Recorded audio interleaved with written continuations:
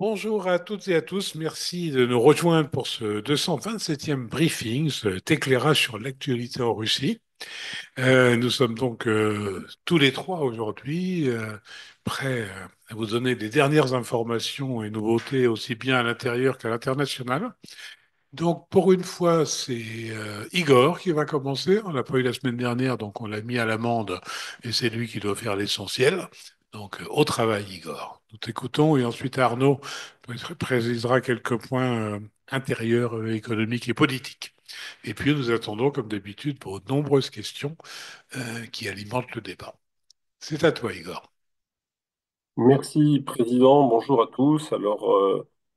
Une actualité diplomatique qui tourne beaucoup autour des attentes à l'égard du nouveau président américain, de ce qu'il va entreprendre ou ce qu'il pourrait entreprendre pour tenter de résoudre ce conflit en Ukraine. Alors, je dirais que pour l'instant, on est il se passe pas grand-chose, il n'y a rien de concret. Je vais tout de suite donner, j'allais dire, la conclusion, hein. Il n'y a pas eu de miracle, évidemment que cette affaire n'a pas été résolue en 24 heures ni en quelques jours. Pour l'instant, on est dans une phase où finalement, on a le sentiment que les deux, Russes et Américains, se jaugent, s'évaluent. Les Américains essayent de comprendre par quel bout prendre le problème. Alors quand je dis qu'ils essayent de comprendre, ça se traduit par des déclarations un petit peu à l'emporte-pièce de la part de Donald Trump.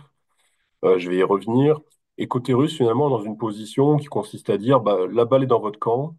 Vous savez, les conditions qui font les nôtres sont connues en fait depuis le départ, hein, donc elles n'ont pas changé. On renvoie au processus d'Istanbul dont les Russes répètent régulièrement qu'il peut servir de base pour le début des discussions, hein, ce protocole d'Istanbul qui n'a jamais été signé en avril 2022. Et d'autre part, pour ce qui est du fond du problème, j'allais dire, des relations, c'est de la sécurité en Europe et des relations entre la Russie et la communauté euro-atlantique, eh bien, les Russes renvoient aux deux textes hein, qu'ils ont soumis en décembre 2021, l'un à l'OTAN et l'autre aux États-Unis, sous forme d'ultimatum, hein, qui visent à remettre à plat les règles du jeu dans les relations entre les Occidentaux et la Russie en matière de sécurité. Bon, donc ça, c'est un peu les positions de départ. Alors, sur les premières, j'allais dire, déclarations de Trump, ou en tout cas dans cette séquence qu'on a eue. Alors, il y en a eu quelques-unes. Il y a eu le Forum économique international de Davos la semaine dernière, au cours duquel le président américain s'est exprimé, alors par vidéo enregistrée, hein, il n'était pas présent physiquement à Davos, mais il a enregistré une vidéo qui a été projetée aux participants. Alors, sur le sujet ukrainien, parce qu'il s'est exprimé sur le sujet, hein, il a expliqué que de son point de vue, il faudra demander à la Russie parce que, selon Trump, l'Ukraine est prête à conclure un accord et que pour contraindre les Russes à discuter, eh bien, il envisageait, en tout cas, il suggérait que l'OPEP baisse les prix du pétrole. Donc là, il renvoie une vieille recette des États-Unis des années 80 pendant la guerre d'Afghanistan, donc où les Soviétiques étaient empêtrés en Afghanistan et où effectivement l'Arabie Saoudite avait joué le jeu et avait inondé le marché de pétrole pour tirer vers le bas le prix du baril et donc augmenter la pression économique financière sur l'URSS. Bon. Donc ça, c'est un premier élément qu'il évoque et il explique que si jamais les Russes ne veulent toujours pas jouer le jeu, eh bien, et il va donc imposer des taxes, des droits de douane et des sanctions sur tout ce qui est vendu par la Russie aux États-Unis. Alors, le problème, c'est que la Russie vend plus grand-chose aux États-Unis. Je crois que le commerce bilatéral ce sera moins de 2 milliards ou entre 1 et 2 milliards de dollars.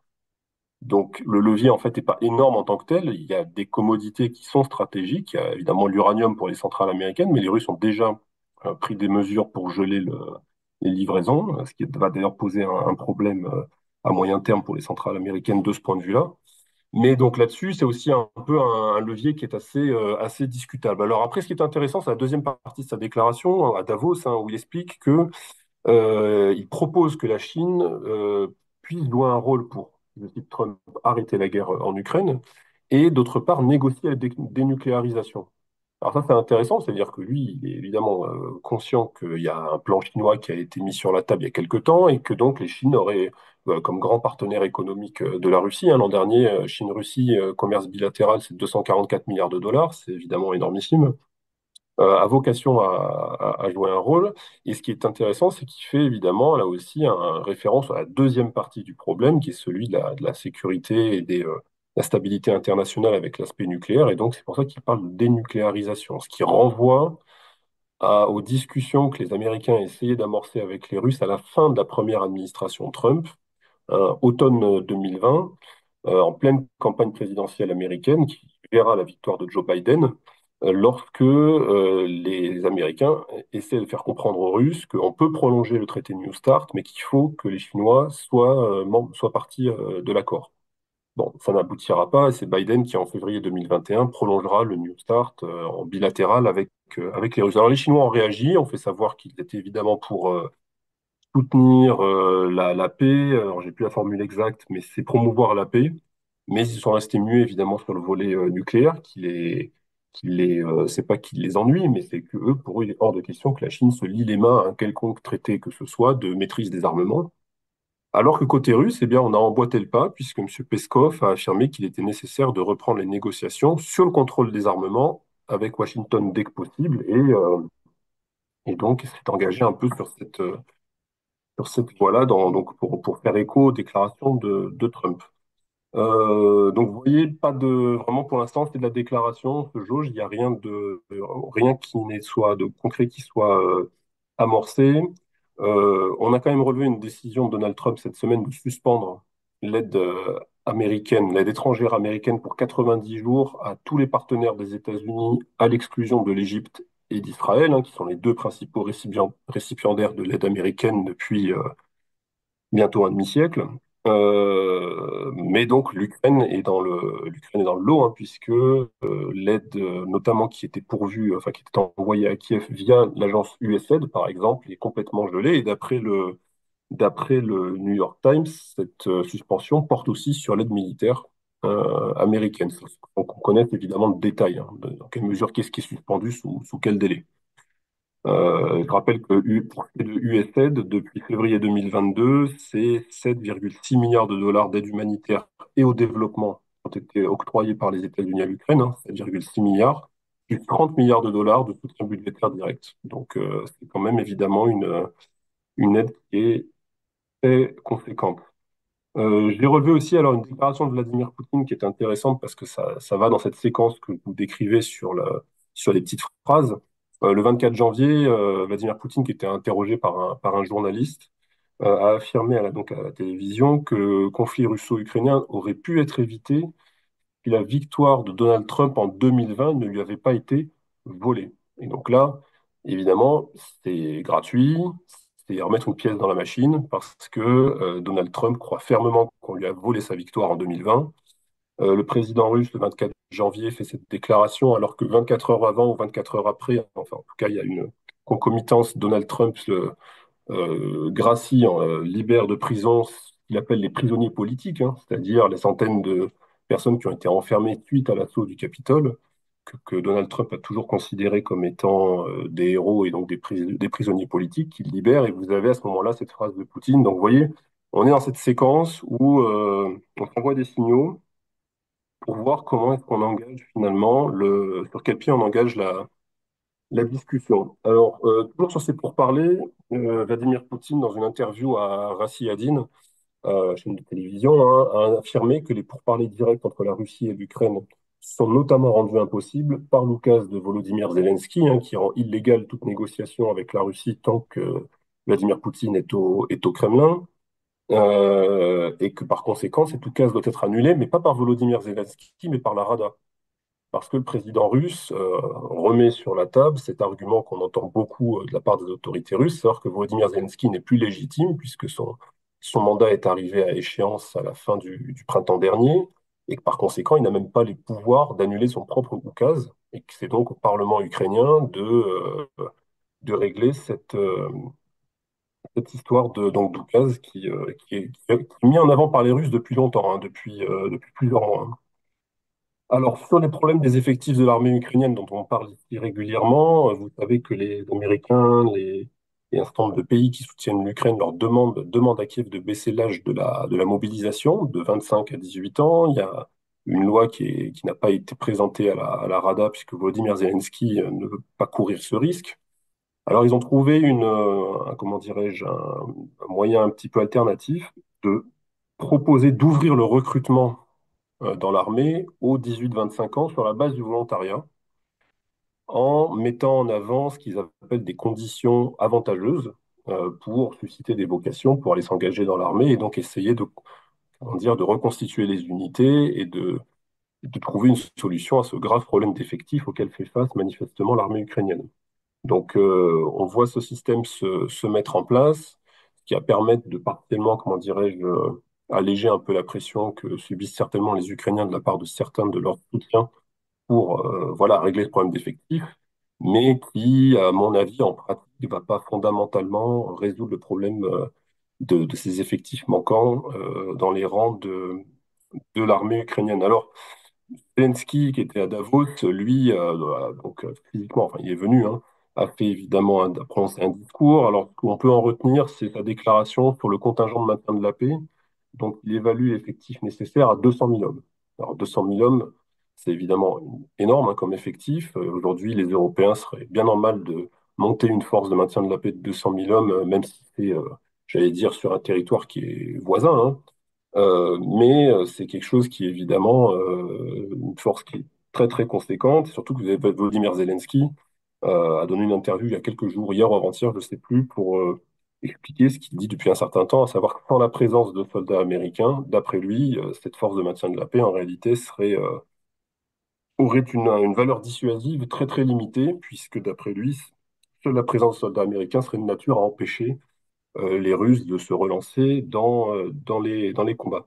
Alors, je vais terminer sur une nouvelle qui nous amène un peu sur le côté question énergétique, puisque un article du Financial Times qui a été publié cette nuit, l'Union européenne discuterait d'une reprise des importations de gaz russe dans le cadre d'un accord, donc par gazoduc, hein, hors GNL, dans le cadre d'un accord avec l'Ukraine.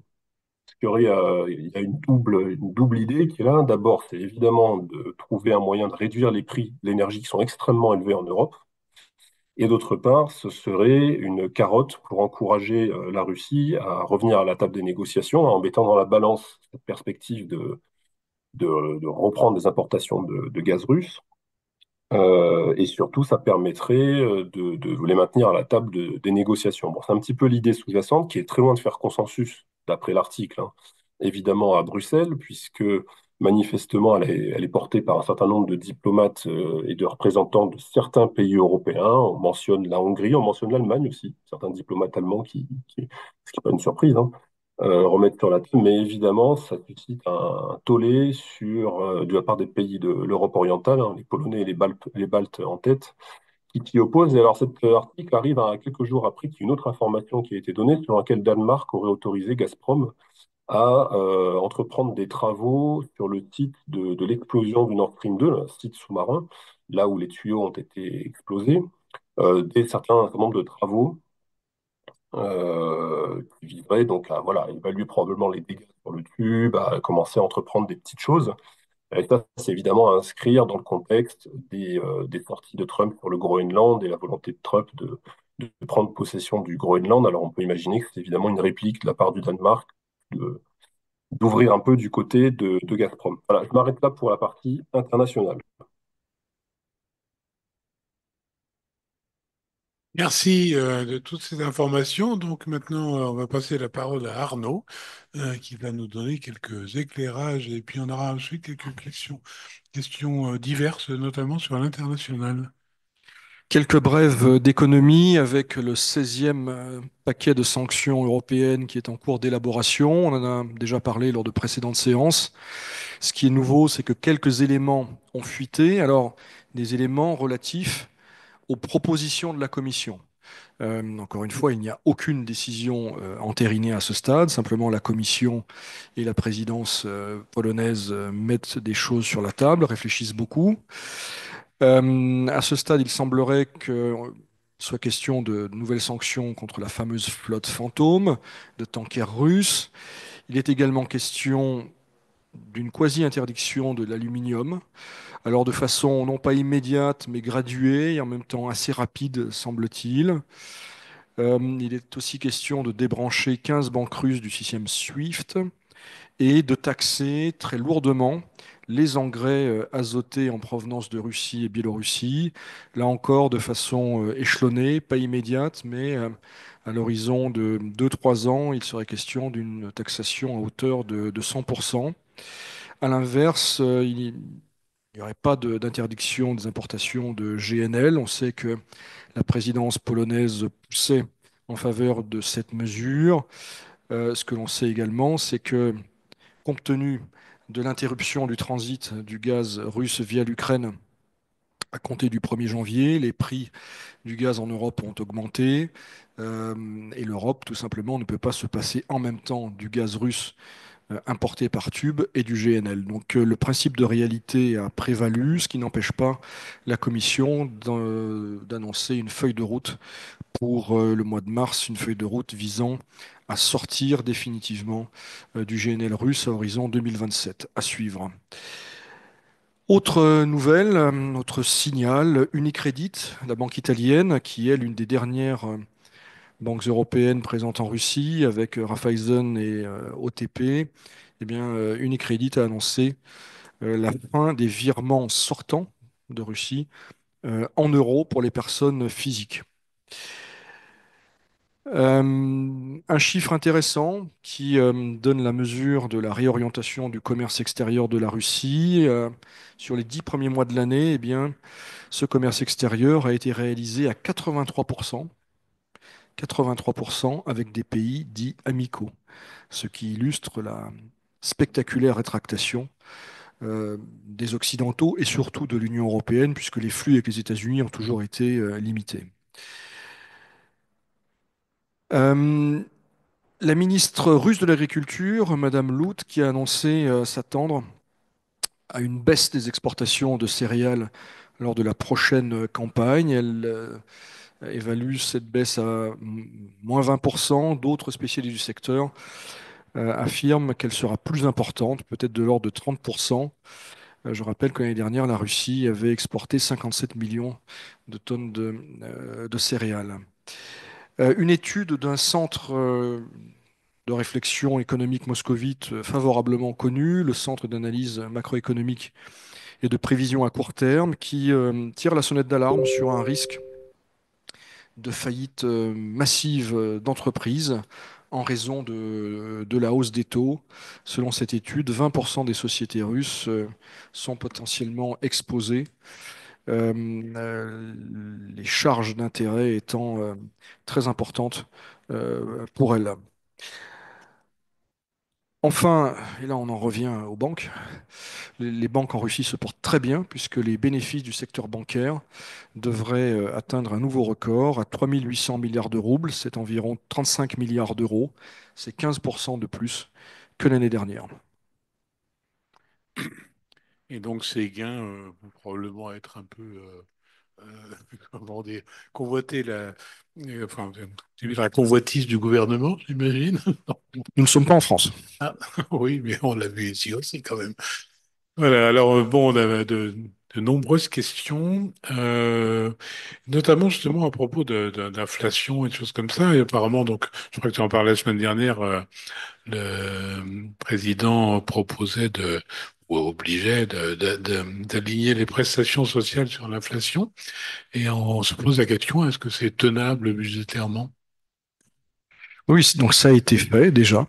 Euh, les prestations sociales, les pensions de retraite seront revalorisées de 9,5%. Et oui, c'est encore une fois la Russie ne fait pas de dette, en tout cas ne finance pas ses dépenses courantes à crédit, ou de façon extrêmement marginale, hein. Je rappelle que le budget 2024 a été exécuté avec un déficit de 1,7%. Donc oui, c'est parfaitement tenable, hein. Ah, en tout cas pour 2025. Tu évoquais aussi la semaine dernière, on parlait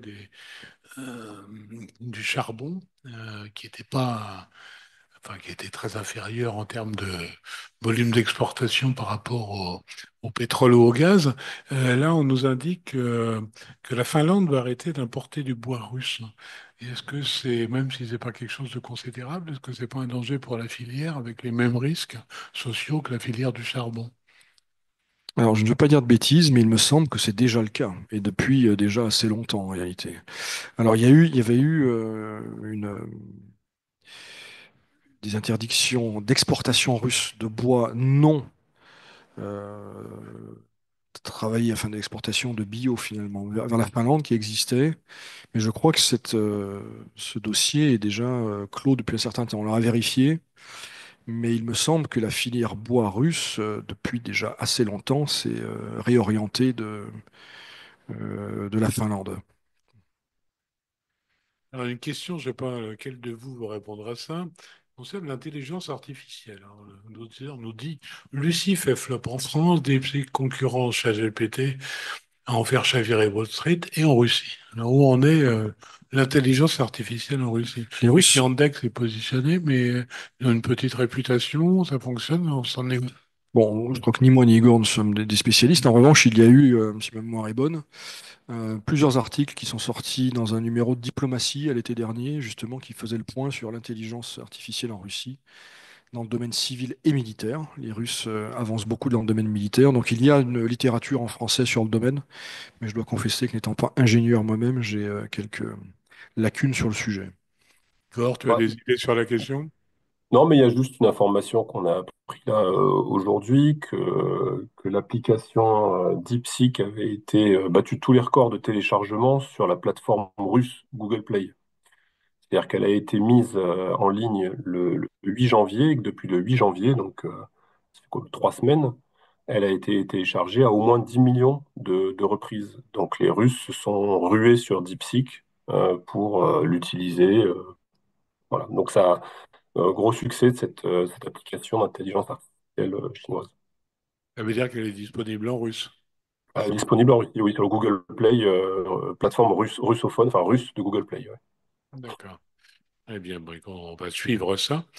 Alors une question qui est peut-être plutôt pour toi, Igor, parce que je sais que tu t'intéresses beaucoup à l'Afrique, et on nous pose la question, il semblerait que la Russie et la Biélorussie envoient des observateurs aux élections du Parlement panafricain. Est-ce que c'est un signe que la Russie et la Biélorussie s'intéressent particulièrement à ça, et est-ce qu'on peut en dire quelque chose? Que la Russie s'intéresse à l'Afrique, oui, ça, ça date pas d'hier. Que la Russie s'intéresse aux organisations régionales africaines, ça aussi, c'est quelque chose qui est bien connu. Il y a des relations avec l'Union africaine, il y a des relations avec la CEDEAO, et depuis que trois gros États ont quitté la CEDEAO pour officiellement proclamer l'Alliance des États du Sahel, il y a évidemment, et non des moindres, des relations avec ces trois États du Sahel. Mais donc il y a une approche à la fois bilatérale sur la relation avec les pays africains, mais il y a aussi une approche multilatérale, régionale, avec ces organisations régionales africaines. Il y a eu une visite de parlementaires de ce Parlement panafricain en Russie à la fin de l'année, là en décembre ou début janvier, je ne sais plus exactement, et qui s'est d'ailleurs rendu dans le Donbass, dans les territoires sous contrôle russe, dans la région de Donetsk, plus précisément, et ces représentants-là se sont entretenus d'ailleurs avec Monsieur Pouchiline, hein, qui est l'homme fort du Donbass. Et donc, parmi ces représentants de pays, enfin, ces représentants de ce Parlement panafricain, c'était donc des pays qui étaient des personnes qui venaient du Mozambique, de différentes nationalités finalement. Et donc, bon, ça témoigne qu'il y a des relations et que, vu cette visite, ces relations sont même plutôt productives, visiblement. Je crois que l'Observatoire a un produit sur l'Afrique. Est-ce que l'un ou l'autre peut en parler pour dire qui ça peut intéresser et comment s'y intéresser? Oui, c'est vrai, j'aurais d'ailleurs dû commencer par ça, mais effectivement, on a lancé un bulletin depuis le mois de décembre dernier qui s'appelle Africa, qui est un bulletin mensuel en français, qui fait 4 à 6 pages tout au plus et qui propose donc un tour d'horizon de l'actualité russe en Afrique. On y retrouve une rubrique sur les contacts diplomatiques, puisqu'il y a quand même un gros sujet de diplomatie avec ces projets russes, notamment d'étendre le réseau diplomatique de nouveaux pays en Afrique. Il y a une entrée sur la société civile notamment avec les relations qui s'établissent à travers différents acteurs d'ailleurs entre la Russie et les acteurs de la société civile en Afrique, notamment avec un volet qu'on pourrait appeler l'influence en fait, hein. Et puis il y a une troisième rubrique sur les relations économiques, les cercles d'affaires, puisqu'on voit quand même passer des choses, on voit des délégations d'affaires, on voit des ambitions, des projets, alors qui ne se concrétisent pas toujours, hein, évidemment, mais qui sont assez intéressants à suivre. Et puis il y a un dernier volet, évidemment, sur les aspects sécurité, défense, plus classique, j'allais dire. Et donc voilà, un bulletin qui paraît tous les mois, qui est réservé à nos membres et à nos souscripteurs. Et donc, je complète, les personnes qui souhaiteraient s'abonner, écrivez à l'Observatoire ou à Igor ou à moi directement et nous vous livrerons les conditions d'abonnement. Merci. Alors, il y a peu de questions que vous n'ayez pas encore couvertes, donc on va finir par une question qu'on nous pose, qui est amusante d'une certaine façon. Que pense Poutine de l'idée de Trump de déplacement des Gazaouis dans les territoires voisins? Et l'auditeur facétieux nous dit, est-ce qu'ils veulent profiter de l'expérience soviétique du déplacement de population? Je crois que dans la région, il y a une longue tradition de déplacement de population et qu'ils n'ont nul besoin de l'expérience soviétique.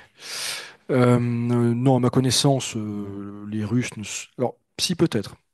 Il me semble que le ministère des Affaires étrangères s'est exprimé, évidemment de façon très négative, de façon générale, depuis 18 mois. La Russie revient sur des positions assez proches de celles qui étaient celles de l'URSS, en tout cas dans la rhétorique sur la question palestinienne. Voilà, insiste sur la solution à deux États, etc., etc. Donc, et la Russie s'est émue à maintes reprises des bombardements israéliens à Gaza. Alors, il y a un autre élément bilatéral intéressant qui illustre peut-être le refroidissement entre Israël et la Russie, mais Igor pourra sans doute développer de façon plus précise. Il semblerait que plusieurs systèmes patriotes américains déployés en Israël aient été acheminés en Pologne ces derniers jours, afin d'être ensuite cédés à l'Ukraine. Donc, à voir. Et ça, c'est probablement parce que il y a une baisse de la tension Oui, absolument. C'est que voilà, les tensions avec le Hezbollah et le Hamas sont plutôt derrière nous. En tout cas, c'est sans doute l'analyse qui est faite par les militaires israéliens. Et comment est perçu d'ailleurs par le gouvernement russe, ou par les Russes en général, ce succès finalement américain et de Trump, de cesser le feu et des choses comme ça? Comment est-ce qu'ils analysent ça? Enfin, est-ce que c'est pas un peu un échec aussi, puis qu'ils n'aient pas réussi, eux, à arriver à mettre tout le monde autour d'une table? Enfin, comment est-ce que c'est perçu? Ouais, de toute façon, je pense que les Russes connaissaient les limites de leurs possibilités pour faire se parler les différentes parties dans cette crise, hein. Dès le départ, ils n'ont pas, comment dirais-je, prétendu incarner un canal particulièrement productif sur cette crise-là. Ils savent parfaitement que c'est les Américains qui ont les clés de beaucoup de choses. C'est eux qui ont l'argent, puisque, comme je l'ai rappelé tout à l'heure, donnent chaque année plusieurs milliards de dollars à Israël, plusieurs milliards de dollars à l'Égypte. C'est comme ça qu'ils ont acheté la paix avec les accords de Camp David il y a une quarantaine d'années. Donc ils ont évidemment le levier de l'aide militaire, dont ils auraient pu se servir pour faire peut-être cesser plus vite les hostilités à l'époque. Mais bon, finalement, ils ont décidé de prendre comment dirais-je, un autre chemin, hein, en livrant des choses aux Israéliens pour leur opération spéciale, entre guillemets, hein. Euh, les Russes savaient que, à mon avis, le seul point sur lequel ils ont aurait été une valeur ajoutée dans cette affaire-là, c'est leur bonne relation avec les Palestiniens. Quand je dis les Palestiniens, c'est toutes les factions palestiniennes. Et d'ailleurs, ils ont reçu à Moscou au cours des 2 dernières années, enfin en réalité depuis plus longtemps, mais notamment depuis les 18 derniers mois, on va dire, les factions palestiniennes pour essayer à leur niveau d'arriver à quelque chose de plus homogène pour faciliter ensuite les discussions avec les Israéliens et les autres parties intéressées. Voilà, mais ils ne se sont jamais présentés comme comment dirais-je, un broker de premier plan. Ils savent très bien que ce sont les Américains qui in fine, ont le dernier mot et que rien ne pourra d'ailleurs être décidé sans l'avis des Américains, voire même contre l'avis des Américains. Donc, bon, ils ont observé, quand on relit la presse russe, on voit pas de, comment dirais-je, de choses particulièrement bizarres ou autres. Très bien. Merci beaucoup à tous les deux. Merci à nos auditeurs de nous suivre toujours aussi fidèlement, aussi nombreux. Comme toujours, vous pouvez nous retrouver sur YouTube en différé, donc n'hésitez pas éventuellement à transmettre le lien à vos amis, à toutes les personnes qui pourraient être intéressées. Comme toujours également, eh bien, la CCI France-Russie se tient à vos côtés. Tenez bon.